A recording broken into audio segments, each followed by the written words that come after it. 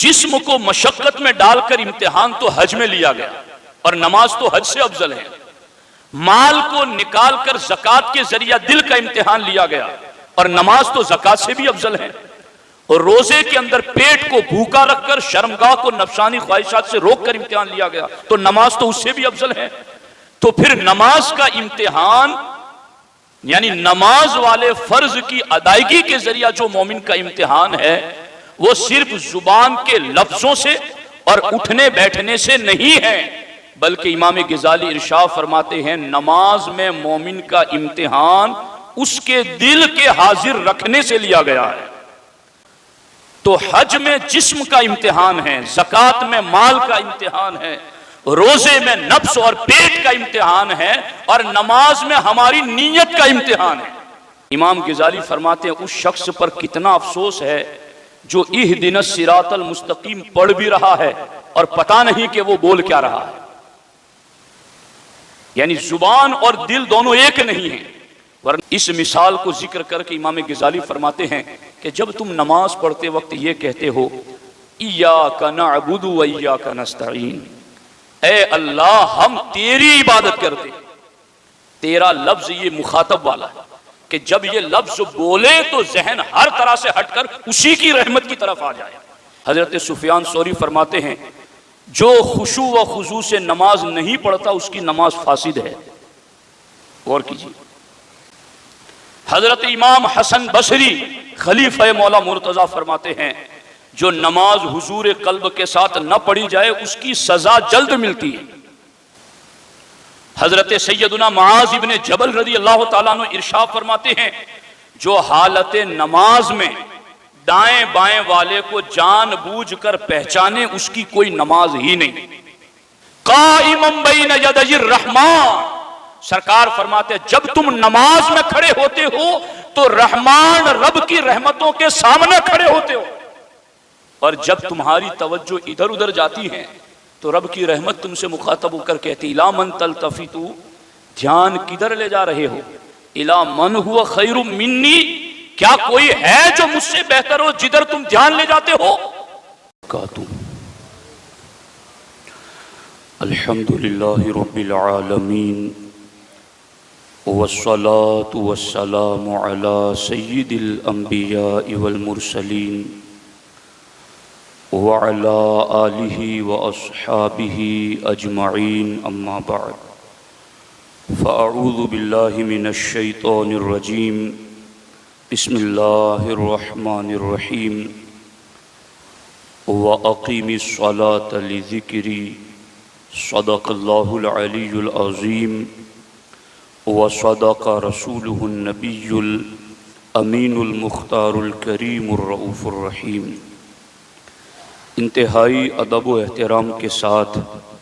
حضور سید المرسلین، خاتم الانبیاء،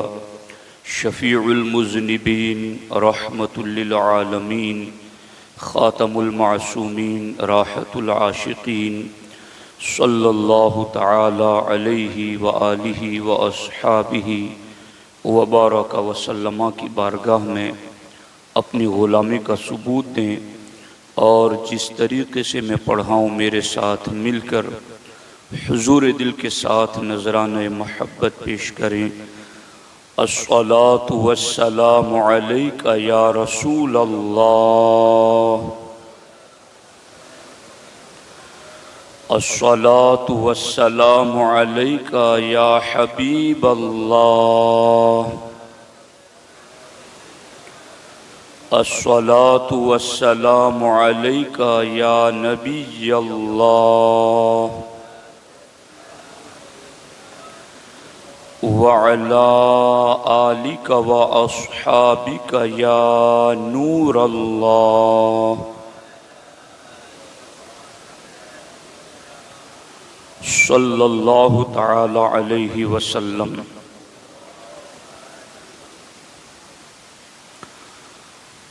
دوستان محترم، ایک اہم ترین موضوع کے حوالے سے آج آپ کے سامنے چند باتیں رکھنا چاہتا ہوں۔ نہایت ہی توجہ سے آپ سماعت فرمائیں۔ اللہ رب العزت نے ہم پر جن عبادتوں کی ادائیگی فرض اور لازم قرار دی ہیں، ان میں نماز، روزہ، حج، زکوٰۃ یہ سب سے اہم ترین فرائض ہیں۔ اور آپ جانتے ہیں کہ ہر فرض کی ادائیگی میں ہمارا امتحان اور آزمائش ہے۔ اب کس فرض کی ادائیگی میں آزمائش کس طرح کی ہے، یہ اصل میں سمجھنے والی بات ہے۔ حضرت امام غزالی رضی اللہ تعالی عنہ ارشاد فرماتے ہیں، روزے والی جو عبادت ہے اس میں دو چیزوں کا امتحان ہوتا ہے، ایک تو پیٹ کا امتحان ہے اور دوسرا نفسانی خواہشات کا امتحان ہے۔ چونکہ روزے کی ادائیگی میں پیٹ کو کھانے پینے سے امتحان میں رکھا گیا اور روزے کی حالت میں شرمگاہ کو نفسانی خواہشات سے امتحان میں رکھا گیا۔ اسی طریقے سے حج کی ادائیگی آپ دیکھ لیں تو حج کی ادائیگی میں مشقت پڑتی ہیں، تکلیفیں اٹھانی پڑتی ہیں۔ تو حج کی ادائیگی میں مومن کے جسم کا امتحان لیا گیا ہے کہ اس کو جسمانی مشقت اور تکلیف میں ڈال کر کے اس کا امتحان لیا گیا۔ اسی طریقے سے زکوٰۃ کی ادائیگی میں محبوب مال کو جدا کرنے کی وجہ سے دل کا امتحان لیا گیا۔ تو ان تینوں عبادتوں میں اسی طرح سے قربانی کے اندر بھی انسان کا امتحان لیا جاتا ہے، اس میں بھی انسان کے نفس اور انسان کے مال کا امتحان ہوتا ہے۔ اب ہمیں اس بات پر غور کرنا ہے کہ روزے والا جو فرض ہے اس کی ادائیگی میں پیٹ کا امتحان بھوکا رکھ کر کے لیا گیا، شرمگاہ کا امتحان خواہشات نفسانی کو روک کر لیا گیا،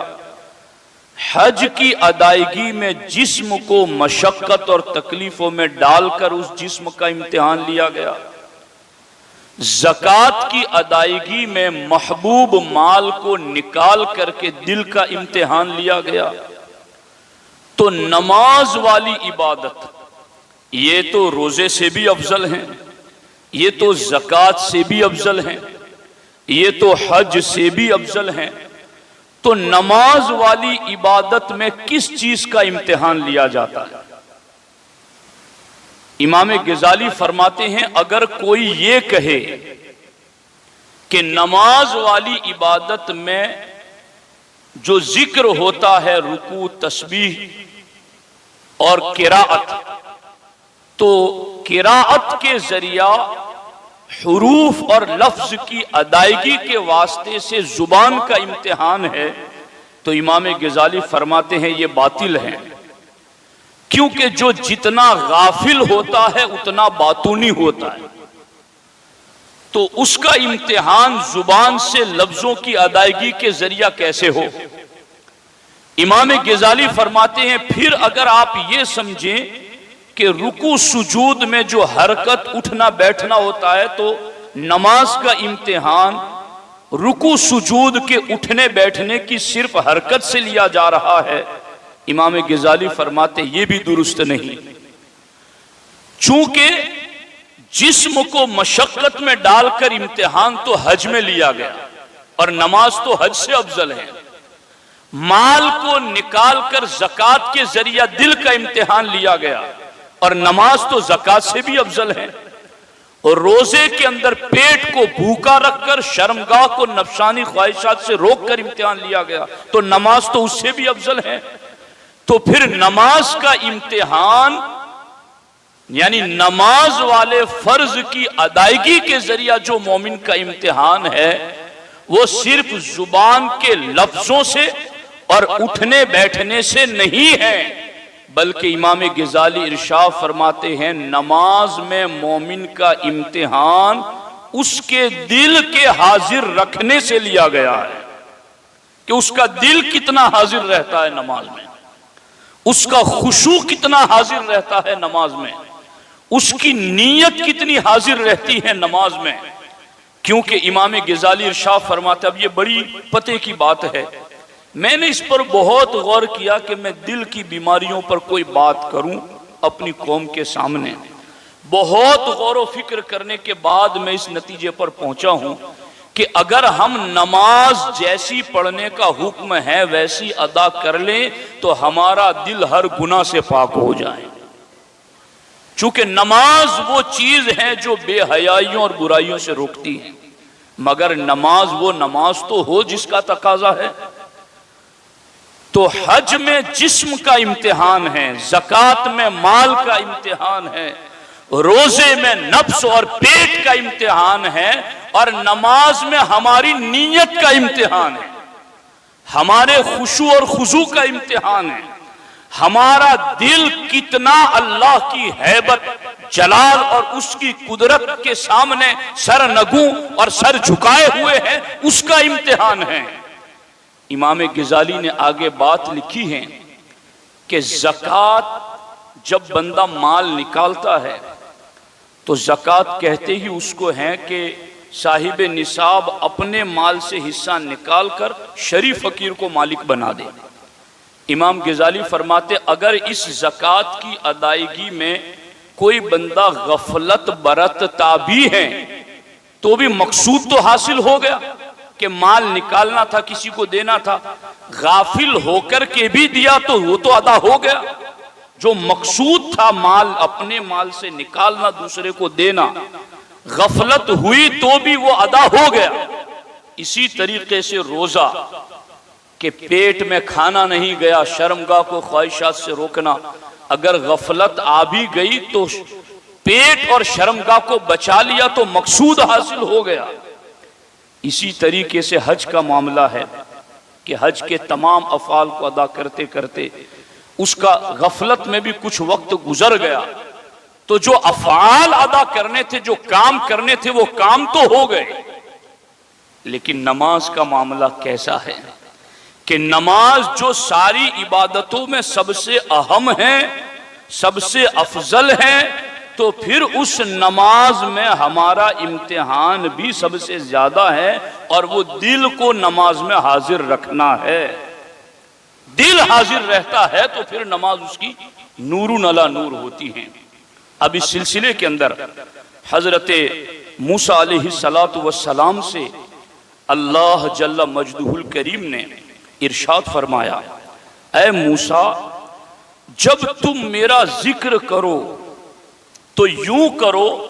کہ میری ہیبت و جلال کی وجہ سے تمہارے اعضاء پر لرزہ طاری ہو، میرے ذکر کے وقت خشوع اور اطمینان والے ہو، اور میرا ذکر کرتے وقت اپنی زبان کو دل سے لگا لو، یعنی زبان اور دل دونوں کو ایک کر دو۔ امام غزالی فرماتے ہیں اس شخص پر کتنا افسوس ہے جو اہدنا الصراط المستقیم پڑھ بھی رہا ہے اور پتہ نہیں کہ وہ بول کیا رہا ہے، یعنی زبان اور دل دونوں ایک نہیں ہیں، ورنہ اہدنا الصراط المستقیم کا معنی ہے اے اللہ مجھے سیدھا راستہ چلا۔ اب میں اس پر آپ کے سامنے حضرت امام غزالی نے جو ایک بات بڑی پتے کی ہے، کاش کہ آپ اس کو دھیان سے سنیں۔ اللہ اکبر، اللہ اکبر، اللہ اکبر۔ اگر کوئی بندہ قسم اٹھائے کہ میں فلاں کا شکر ادا کروں گا، اس کی تعریف کروں گا، اس سے حاجت بیان کروں گا. اگر یہ قسم کسی نے اٹھائی، کوئی نام کسی بھی شخص سے کہا کہ میں فلاں سے بات کروں گا، حاجت پیش کروں گا، اس کی تعریف کروں گا، اب پھر اس نے نیند کی حالت میں اپنی زبان سے اس شخص کی تعریف کے الفاظ ادا کر لیے مگر نیند کی حالت میں، اس کے شکریہ والے الفاظ ادا کر لیے مگر نیند کی حالت میں، اس سے اپنی حاجت بیان کر دی مگر نیند کی حالت میں، تو امام غزالی فرماتے ہیں اس نے قسم تو اٹھائی تھی کہ میں اس سے حاجت بیان کروں گا، اس کا شکریہ ادا کروں گا، اس کی تعریف کروں گا، مگر نیند کی حالت میں یہ الفاظ ادا کیے تو وہ اپنی قسم سے بری ذمہ نہیں ہوگا، اس کی قسم پوری نہیں ہوئی. آگے دیکھنا، یہ تو نیند کی حالت تھی نا، آگے دیکھنا. امام غزالی فرماتے اگر اس کی زبان پر تاریکی یعنی اندھیرے میں یہ کلمات جاری ہوئی، اب وہ سویا ہوا نہیں ہے، جاگ رہا ہے، حالت بیداری میں جاگتے ہوئے مگر اندھیرا ہے، اور اندھیرے میں اس نے جو قسم کھائی تھی کہ میں فلاں کا شکریہ ادا کروں گا، اس کی تعریف کروں گا، اندھیرے میں جاگتے ہوئے اس شخص کی تعریف اور شکریہ کے الفاظ ادا کیے، اور جس کی تعریف اور شکریہ ادا کرنا تھا وہ شخص وہاں موجود بھی تھا، مگر اس شکریہ ادا کرنے والے کو اندھیرے کی وجہ سے اس کی موجودگی کا علم نہیں تھا، تب بھی اس کی قسم پوری نہیں ہوگی.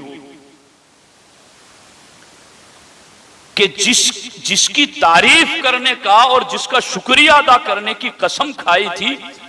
وہ سامنے موجود ہے، تمہارے ذہن میں یہ خیال، نیت، ارادہ نہیں تھا، اس لیے قسم پوری نہیں ہوئی. اور اگلی بات اس سے بھی سخت ترین ہے. امام غزالی ارشاد فرماتے اسی طرح اگر وہ شخص اس کی موجودگی میں جس کے نام کی قسم کھائی تھی اس نے، اس کی تعریف اور اس کا شکریہ ادا کرنے کی، اگر وہ شخص اس کی موجودگی میں دن کی روشنی میں یہ الفاظ اپنی زبان پر لاتا ہے لیکن اس کا دل حاضر نہیں بلکہ کسی سوچ میں گم ہونے کی وجہ سے غافل ہے اور بولتے وقت اس سے گفتگو کا ارادہ نہیں ہے، پھر بھی وہ قسم سے بری ذمہ نہیں ہوگا. یعنی کیا مطلب؟ خلاصہ کلام یہ نکلا کہ اگر کسی شخص نے یہ قسم اٹھائی ہے کہ میں فلاں کی تعریف کروں گا، اس کا شکریہ ادا کروں گا، اس سے اپنی حاجت بیان کروں گا، تو یہی لفظ اگر اس نے خواب میں ادا کیے تو بھی قسم پوری نہیں ہوئی. اگر جاگتے ہوئے اندھیرے میں ادا کیے اور اس کی موجودگی کا اسے علم نہیں تو بھی ادا نہیں ہوئی، قسم پوری نہیں ہوئی. اور وہ موجود بھی ہیں، دن کا اجالا بھی ہیں، بول بھی رہا ہے، مگر نیت اس کی ادھر کی نہیں ہے، غافل ہے، دھیان کہیں اور ہے، تو بھی قسم سے بری ذمہ نہیں ہوگا. تو جب دنیا کے ایک انسان کے حوالے سے یہ قسم کھائی تو کسی شخص سے بات کرنے کے لیے کیا کیا چیزیں ضروری ہیں کہ نیند کی طرح غفلت نہ ہو، اندھیرے کی طرح اس شخص کے موجود ہونے کی لا علمی نہ ہو، اسی طریقے سے جب بول رہا ہو تو اس کے موجود ہونے کا بھی یقین ہو اور دھیان بھی کسی اور طرف نہ ہو، تب جا کے قسم پوری ہوگی. اس مثال کو ذکر کر کے امام غزالی فرماتے ہیں کہ جب تم نماز پڑھتے وقت یہ کہتے ہو ایاک نعبد و ایاک نستعین، اے اللہ ہم تیری عبادت کرتے، تیرا لفظ یہ مخاطب والا ہے کہ جب یہ لفظ بولے تو ذہن ہر طرح سے ہٹ کر اسی کی رحمت کی طرف آ جائے. ایاک نستعین، ہم تجھی سے مدد چاہتے ہیں، جب یہ لفظ آ جائے ایاک، ہم تجھ سے، جو خطاب کا صیغہ ہے، تو ذہن ہر طرف سے ہٹ کر اس کی قدرت کی طرف آ جائے. مالک یوم الدین، تو ہی قیامت کے دن کا مالک ہے. جب یہ لفظ پڑھ رہا ہو تو اس کا ذہن و دماغ، اس کی ساری صلاحیتیں اس رب کی قدرتوں کے سامنے اپنا دل جھکا رہی ہو، پھر جب یہ پڑھتے پڑھتے وہ اخیر میں آئے اور یہ کہیں اہدنا الصراط المستقیم، اے اللہ اب تو ہی مالک ہے، تجھ سے ہی مدد مانگتے ہیں، تیری ہی عبادت کرتے ہیں، تیری ہی ساری تعریف ہے، اے اللہ تو اب ہمیں سیدھے راستے پر چلا۔ تو اب جب بندہ دنیا کے کسی انسان کی تعریف کی قسم کھائے تو قسم اس وقت پوری ہو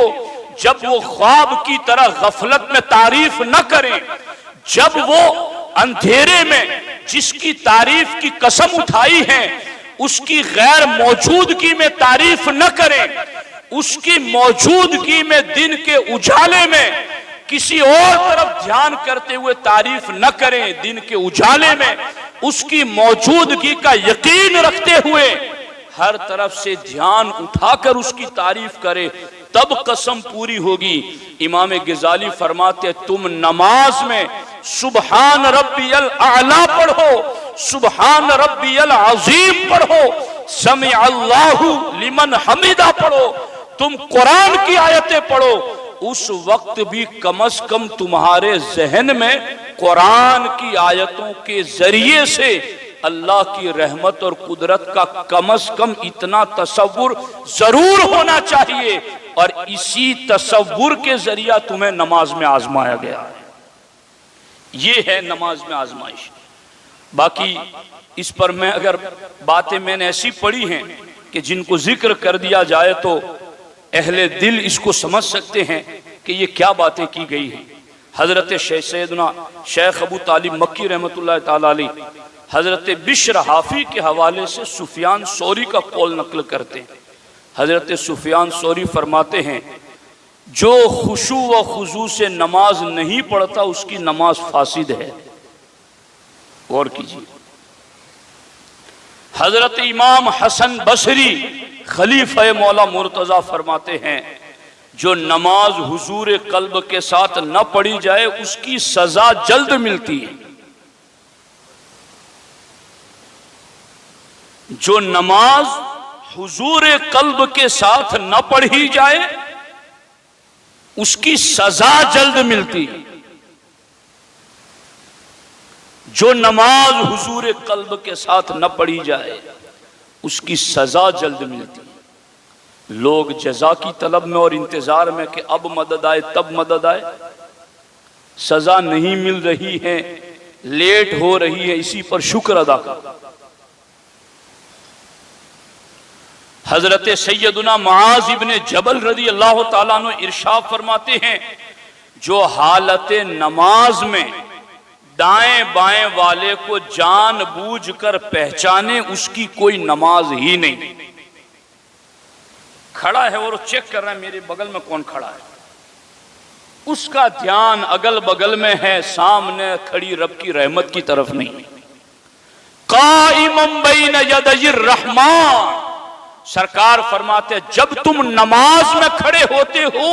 تو رحمان رب کی رحمتوں کے سامنے کھڑے ہوتے ہو، اور جب تمہاری توجہ ادھر ادھر جاتی ہے تو رب کی رحمت تم سے مخاطب ہو کر کہتی الی من تلتفتو، دھیان کدھر لے جا رہے ہو، الی من ہوا خیر منی، کیا کوئی ہے جو مجھ سے بہتر ہو جدھر تم دھیان لے جاتے ہو۔ تو نماز میں ہمارا امتحان صرف وقت کا نہیں ہے، نماز میں ہمارا امتحان صرف زبان چلانے کا نہیں ہے، نماز میں ہمارا امتحان صرف اٹھنے بیٹھنے کا نہیں ہے، نماز میں ہمارا امتحان حضور دل کا ہے کہ دل کتنا حاضر ہے۔ ام المومنین عائشہ صدیقہ رضی اللہ تعالی عنہا ارشاد فرماتی ہیں کہ اللہ کے رسول صلی اللہ علیہ وسلم ہم سے اور ہم آپ سے گفتگو کر رہے ہوتے، لیکن جب نماز کا وقت ہوتا تو حالت یہ ہو جاتی کہ گویا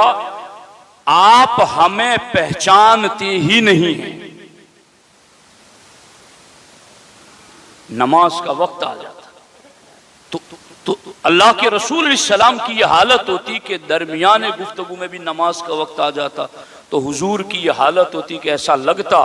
کہ اللہ کے رسول صلی اللہ علیہ وسلم ہمیں پہچانتے ہی نہیں اور نہ ہم آپ کو پہچانتے. اس طریقے سے اللہ کی بارگاہ میں حاضری کا تصور غالب آ جاتا. یہ ہے نماز. وَإِنَّهَا لَكَبِيرَةٌ إِلَّا عَلَى الْخَاشِعِينَ کا مفہوم ہی یہی ہے کہ نماز بھاری ہے مگر ان لوگوں پر بھاری نہیں جو حضور دل سے نماز پڑھتے ہیں. جو دل لگا کر نماز پڑھتے ہیں انہیں نماز میں لذت ملتی ہے, انہیں نماز میں روحانیت ملتی ہے, ان کی نماز ان کے جسم کے انگ انگ میں روح بھر دیتی ہے. انہیں انتظار رہتا ہے نماز کا, چونکہ جب وہ نماز پڑھتے ہیں تو رب سے مناجات کرتے ہیں. میرے ساتھیوں, شاید یہ باتیں بہت دور دور تک کی میں نے کر دی ہیں, لیکن جو نماز پڑھتے ہیں وہ اس طرف آئے, جو نہیں پڑھتے وہ پڑھنے کی طرف آئے. اپنے آپ کو ہمیں آگے بڑھانا ہوگا. میری اپنی عادت ہے شاید کسی کے کام آئے, اور میں ابھی کوشش کر رہا ہوں کچھ تھوڑی بہت, اللہ اس پر استقامت نصیب کرے اور اخلاص دے, کہ قرآن مجید جتنا پڑھتا ہوں روزانہ یاد کرتا ہوں, اس میں سے کچھ سورتیں کچھ رکوع جو اللہ کی قدرت, ایسے تو ہر آیت ہی اللہ کی شان ہے مگر جن میں خاص اللہ کی ہیبت قدرت اور جلال کا ذکر ہوتا ہے, ان آیتوں کو میں یاد کرتا ہوں, حفظ تو ہے ہی خاص طور پر, اور پھر پانچوں وقت کی نماز میں اس کو پڑھتا رہتا ہوں. اس سے کیا ہوتا ہے؟ اس سے یہ ہوتا ہے کہ جو ہم نے پڑھا ہوا ہے سمجھا ہوا ہے, جب نماز میں وہ پڑھتے ہیں تو خدا کی قسم ہمارا پورا دھیان نماز ہی میں لگا رہتا ہے. یہ چیز امام غزالی رضی اللہ تعالیٰ عنہ نے بھی ذکر فرمائی. امام غزالی نے یوں تو بڑی تفصیل بات کی ہیں, لیکن صرف میں وہ باتیں عرض کر دیتا ہوں. امام غزالی فرماتے ہیں کہ نماز میں تم پر 6 چیزیں لازم ہیں. نماز میں تم پر 6 چیزیں لازم ہیں. پہلی چیز حضور قلب, دل حاضر ہو تمہارا. دوسری چیز فہم, جو پڑھ رہے ہو اس کا مطلب بھی سمجھ رہے ہو. تیسری چیز تعظیم, جس رب کی بارگاہ میں کھڑے ہیں اس کی تعظیم ہو. ہیبت, اور پھر اس تعظیم کے نتیجے میں ہم پر ہیبت طاری ہو, خوف طاری ہو. اور پانچویں چیز ہیبت بھی ہو اور پھر اسی رب کی رحمت سے امید بھی ہو. اور چھٹی چیز حیا ہے. یہ 6 چیزیں امام غزالی رضی اللہ تعالیٰ عنہ ارشاد فرماتے ہیں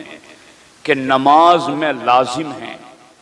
ہاں یہ اور بات ہے, اس پر بھی ایک بحث امام غزالی نے کی ہے کہ پوری نماز میں اس طرح کا دل حاضر رہنا یہ انبیاء کے سوا اور مخصوصین کے سوا کے لیے ممکن نہیں ہے. یہ بات بھی امام غزالی نے لکھی ہے کہ پوری 4 رکعت یا پوری 2 رکعت مکمل ایسی ادا کریں کہ ذرہ برابر ذہن نہ بھٹکے, تو یہ انبیاء صالحین کے لیے. لیکن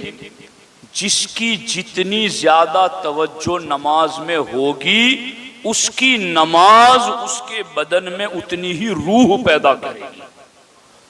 اتنی ہی زیادہ اس کا دل نرم ہوگا, اللہ کا خوف پیدا ہوگا. پھر یہ نماز وہ ہوگی باہر نکلیں گے تو بدنگاہی سے بچائے, پھر یہ نماز ہوگی جو حرام کاری حرام روزی سے بچائے. ان الصلاۃ تنہی عن الفحشاء والمنکر, کہ نماز تمہیں بے حیائی اور برائی سے روکتی ہے. اور اس سلسلے میں ہمارے آقا حضور سید المرسلین صلی اللہ علیہ وآلہ وسلم نے ایک مقام پر یہ ارشاد فرمایا کہ جس کی نماز اس کو بے حیائی اور برائی سے نہیں روکتی, اس کی نماز اسے اللہ سے اور دور کر دیتی ہے. وہ نماز اسے اللہ سے قریب نہیں کرتی بلکہ دور کر دیتی۔ جو نماز ادا کرنے کے باوجود بے حیائی اور برائی سے باز نہیں آتا۔ تو میرے ساتھیوں، ہمیں آخر اس چیز پر غور کرنا ہے کہ ہم اللہ کی عبادت کر رہے ہیں تو کیسے ادا کریں۔ کوشش کریں، میں بھی کوشش ہی کر رہا ہوں، آپ بھی کوشش کریں، ہم سب مل کے کوشش کریں کہ سورہ فاتحہ کا ترجمہ یاد کر لیں، پھر نماز پڑھیں تو پورا دھیان آیت کے ترجمے پر ہو۔ پھر جتنی صورتیں آپ کو آتی ہیں، اذان ہوتے ہی آپ مسجد میں آ جائے، سنت پڑھ کے 15 منٹ کا گیپ رہتا، اس میں آپ ترجمے والا قرآن لے کے بیٹھ جائیں، چند دنوں میں آپ کے ترجمے یاد ہو جائیں گے۔ پھر آپ نماز پڑھیں گے تو آپ کا دھیان قرآن میں ہوگا، اللہ کے کلام میں ہوگا، اس کے مفہوم میں ہوگا، تو اس سے ہماری نماز میں روحانیت پیدا ہوگی۔ اللہ کریم کی بارگاہ میں دعا ہے کہ اللہ جل مجدہ الکریم ہم سبوں کو خشوع خضوع کی دولت لازوال عطا فرمائے، اور اللہ ہمیں اخلاص اور استقامت نصیب فرمائے۔ السلام علیکم ورحمۃ اللہ وبرکاتہ۔